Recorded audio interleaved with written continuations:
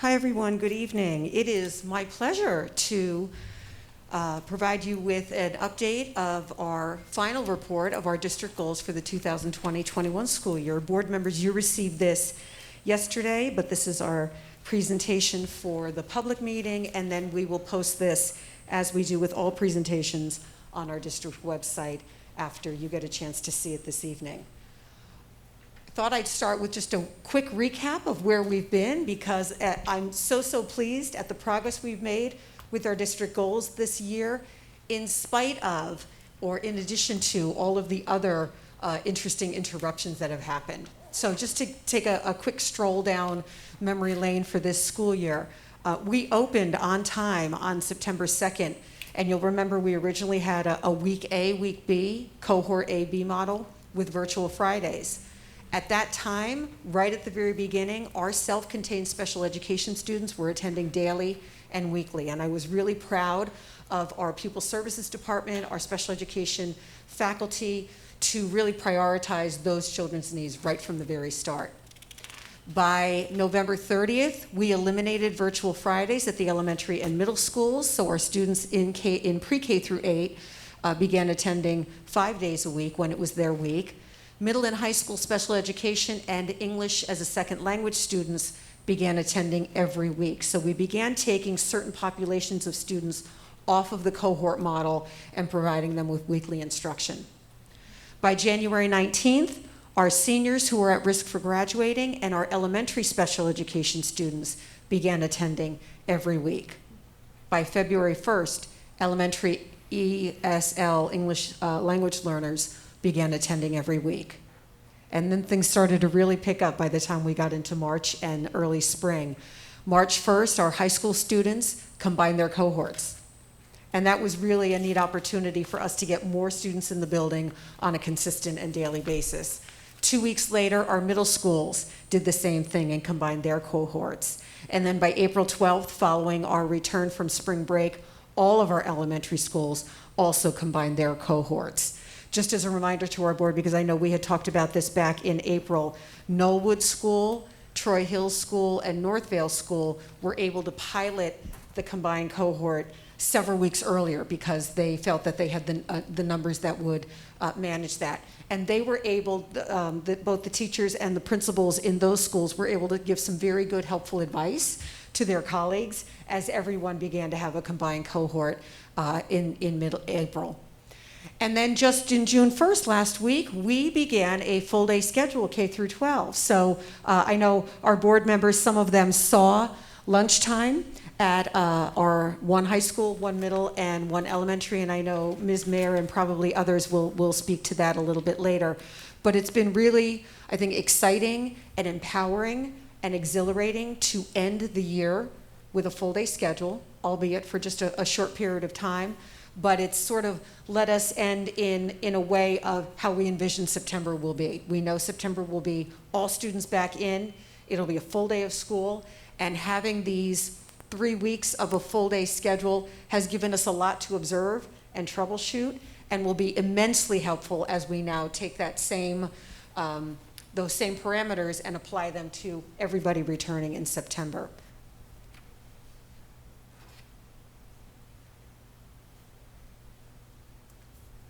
Okay, we'll do this way.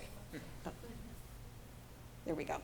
And then what I also provided is just a snapshot of our percentages for in-person attendance by school, and then at 4 different snapshots over the course of the year. So you see what it looked like at the very beginning of the year, and then January, when things got difficult, because we know there were starting to be a lot more positive cases. Our Parsippany High School, Parsippany Hills High School, and Central Middle School both needed to quarantine for 2 weeks. And that's reflected, I think, with people getting a little more nervous and anxious about perhaps the health of the school building. By April, this started to pick back up again, and you see where we were at when we were in school on Monday. So the numbers have come back up again. And you also see what we've known all along. Some schools have had a larger in-person population than others. Many times this is directly related to the special programs that are in that school. So for example, at Rockaway Meadow, which is close to 70% of an in-person attendance rate. Rockaway Meadow houses many of our classes for students with autism and students with multiple disabilities. And those children have been regular, consistent attending, and many of those parents have felt that being in person was really more helpful and more beneficial to their children. So you see that reflected. Many of the elementary schools that house self-contained special education programs have a slightly higher in-person attendance rate, largely because of that. So board members, if we're looking at our strategic planning goals, and then we craft our district goals from there. So strategic planning goal number 1, as you all well know by now, really speaks to students' academic experiences, and especially the borderless learning environment was very appropriate this year. We're working to produce creative students who are problem solvers and self-directed individuals. Anything related to curriculum this year, I'm really pleased with our supervisors because they have kept that moving forward.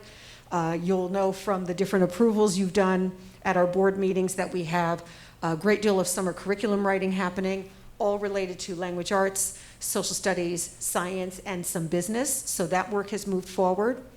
We had a new AP psychology class that began this year, and it has been tremendously successful. We have one teacher each on each side of town, which is unusual. Often you'll start a class and you'll get a small number trying it out, but we had enough student interest to really employ a full-time AP Psych teacher on both sides of town.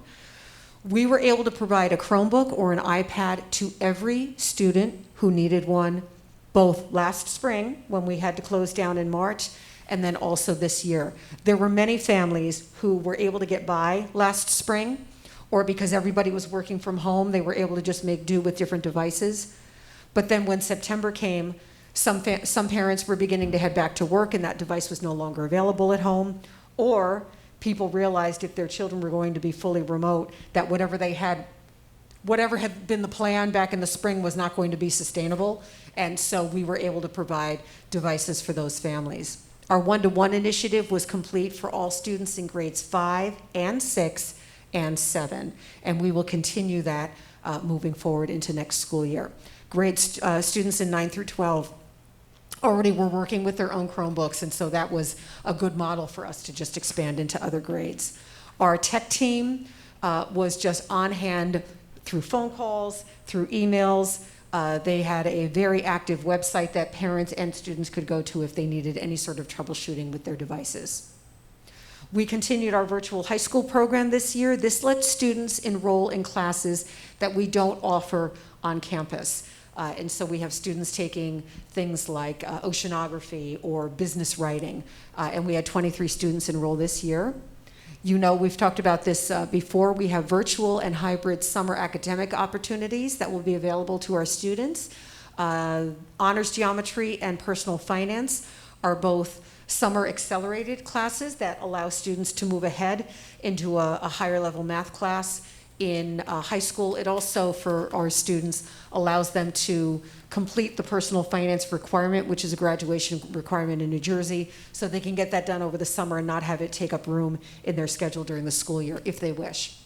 And then our Summer Stepstones program is optional and free, and the academic boot camp is by invitation for students who have scored at the lowest level with reading and mathematics in their grade level, and that also is free to families. From our presentation with Kelly Curtis and Rachel Villanova last month that our enrollment in robotics and coding and STEM classes and our industry certification classes continues to grow. We also have a very robust partnership with NJIT, which allows students to have dual enrollment opportunities. Our elementary strings program, which I'm dying to get you all to see another performance as soon as we're back up and running. We will have that program in grade 3 and 4 and 5 next year, and then the future discussions will be about what does the following year look like at the middle school level. STEM Pathways has had a very strong start with students beginning their community impact projects, and the PAYS Lab, which is a special lab that helps our special education students with work-related skills, that has been highly successful at our middle and high school level as well. So in spite of some very unique teaching and learning situations, we've continued to make very strong progress on our district goals. You saw this back in December, but these are just a reminder of the new courses that were proposed for this coming school year, especially in the business department. The business department worked really hard to research what colleges wanted to see high schools offering, and then also to speak with parents and students about what other experiences they wanted to be having in school. And we're excited to have those courses running in the fall with curriculum writing happening for those this summer. Strategic planning goal number 2 was so important, and it is going to be really a strong focus as we look to start the school year, especially in September and October next year. This speaks to supporting our students socially and emotionally, and I would also say from a very strong mental health standpoint as we're preparing for school. Not only did we focus a great deal on this year through small group sessions, through really ramping up the work that we do in the elementary school already with our Sanford Harmony program, but I know that every time teachers were online with students or welcoming students back to class, one of the first questions was, how's everybody doing? And then they would move into the instruction. Some of the specific objectives that we've completed within this second strategic planning goal include that we were running group counseling and wellness programs at the middle and high school. Some of this was during lunch, some of it was through open house sessions, some of it was just grade level check-ins. We supported Virtual Friday in the district K through 12, but then really held on to it at the high school for the longest while. And I'm going to say primarily for 2 reasons. One, students felt that Virtual Friday day was a day for them to come off screen, catch up on work, and really sort of self-plan the day academically. We also felt that it was important from just a mental health standpoint because the high school, if you recall, even though we were running a half day of school, the high school continued to have afternoon bell schedules, so students were really on screen until 2:30 every day. So having that Virtual Friday was a chance to just decompress and do other things. And so that was, I thought, a big support in really promoting at the high school level some mental health for our teenagers. Many of our elementary and middle school students joined their parents in virtual parent-teacher conferences. I have to say, when we talk about what are some of the practices that we might hold on to and carry into next year, I really would love to explore continuing, for those families who wish it, the virtual parent-teacher conferences. I know for many of us as parents, getting yourself into the school at 6:30 at night or 7 o'clock at night for the conference was often a challenge, no matter how important we knew that time was. I think that if families wished to log in and meet with the teacher virtually, I think that goes a long way toward continuing to promote those conversations. And the nice thing about when you're logging in from home is it's very natural to grab your 4th grader or your 5th grader or your middle schooler to sit next to you and have that same conversation on screen. So we certainly want to look to expand on that. Our students across all grade levels were involved in committees that guided school decisions. Many of the decisions we began to make about playground, about movement in the halls, came from students voicing how they felt in their school buildings. In the fall, we had Mr. Ivan present to our parent community, aiming especially at our special education parents, but there were a number of just general education parents who were interested in learning how to help their students deal with the anxiety of COVID-19. Some of that was more about parent anxiety than student anxiety, but it was immensely helpful. We began having special populations of students attend, again, on a weekly and daily basis because we felt that mattered for those students to keep them connected to school. I know that regularly Dr. Mulrooney and Dr. Thompson would call me about very specific individuals and say, so-and-so has reached out to me and is really struggling. Can we get him back in every day? And we certainly made those allowances. I've had really, really productive conversations with pediatricians from Goriab Children's Hospital in Morristown. They're going to work with us to develop some transition supports for students and their families, particularly our fully remote families, as we're getting ready to return everyone back to school in September. Right now we're looking at kind of a 2-prong approach. One will be specific assistance for our school counselors on what they can be doing, and then probably a webinar opportunity aimed at our parents that we can just keep posted on our website so people don't need to go anywhere. They can just view it as it suits them. And then our June 8th Professional Learning Day just this week really focused on school planning meetings and gave each of our schools, elementary, middle, and high school, a chance to recap on what went well this year and then apply that thinking to now we return in September, what needs to be in place? What do we need to be doing over the summer that will support our fully remote, our hybrid, our in-person students as we're returning? So it was nice to have that day to begin that thinking. And then goal number 3 speaks to how we are supporting our adult learners. And board members, you'll know I communicated with you a few weeks ago that our district professional development committee, which is comprised of at least one teacher from every school building, as well as administrative and supervisory participation, we've been talking all year about our teacher evaluation model. And what the teachers voiced was there was a sincere interest in not changing necessarily, but exploring other options. But they recognized that this probably wasn't the best year to do it, nor would September be the best year to implement such a tremendous change. And they thought, what if we offered a choice of another evaluation model for a pilot? And that is the model that we've moved forward with. So teachers at this point have a tremendous amount of information about what a Danielson evaluation model would look like. And we're going to let people know, let us know by June 30th whether they wish to continue with our current model, which we will still support, or whether they would like to engage with the pilot model for Danielson. And we'll straddle both of them this year, monitor, and start to have conversations in the spring about what we're seeing and what our next steps might be. I have to say the teachers on both the committee and then the subcommittee planning the pilot were just such great thinkers and I think just excellent representatives and voices for their colleagues. We continue to have our literacy coaches. Board members may recall when I was first hired, there were 2 literacy coaches at both middle schools, and that was a new program when I first came in. That work at the middle school has gone extremely well. The curriculum is in place. The teachers are really doing fabulous work with the reading, writing workshop model. So we've held on to 1 literacy coach at each middle school, and we've taken the 2nd literacy coach, and they are doing work with our 4th and 5th grade teachers, and then also with our 9th and 10th grade teachers. So we sort of expanded the bookend for that work there so that we can make sure that the reading and writing work happening at our 10 elementary schools is consistent as children come into middle school.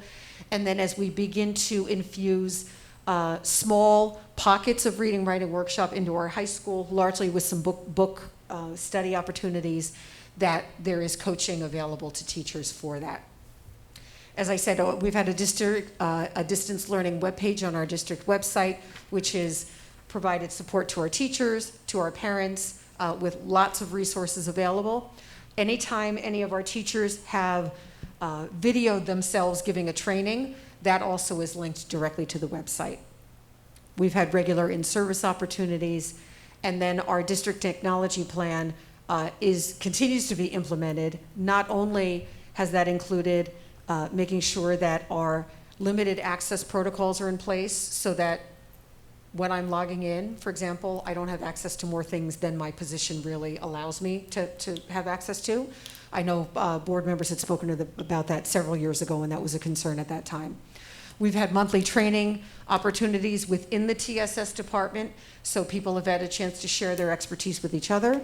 And I have to say, we also have some monthly training videos, which are quite funny, that are put out to all of staff members, so we're reminded about, good practices like, creating robust passwords and not clicking on things that look interesting but probably lead you to very bad places. And the TSS department has been very good about making sure that they're doing everything they can to make sure that our tech infrastructure is safe and secure.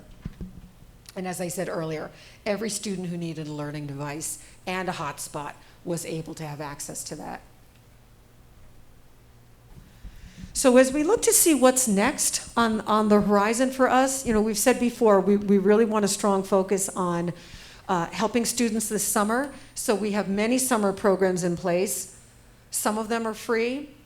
Some of them are optional, some of them are by invitation. But it's really our first summer of doing very expansive academic opportunities for our children. We're working on a safe and welcoming return to school in September, and then also looking to address our district and board goals as the school year gets underway. So as pleased as I am this year that in spite of everything else that was happening, we've continued to make very strong progress in the areas that we committed ourselves to. I definitely see that again next year as well. I've said to our administrators and to our teachers, certainly September and October needs to be about, first and foremost, getting everybody to feel comfortable and safe and getting our community back up and running in our school classrooms. And that the learning will take place when all of those feelings are taken care of. And so our teachers are excited about that, and our administrators are doing their hardest work to plan for that. And so board members, that's where we are with our district goals this year. I want to thank you for your support throughout the year. Every time we've talked about what's the next step with student attendance, you've had very good questions. You've prompted me to go back and do additional thinking where necessary. And I think it has ended our school year in a very successful way. And again, we're one of the few districts in New Jersey that was able to open on time, stay pretty consistently open, and really have a model that kept our academics strong and our students and staff healthy. So thank you.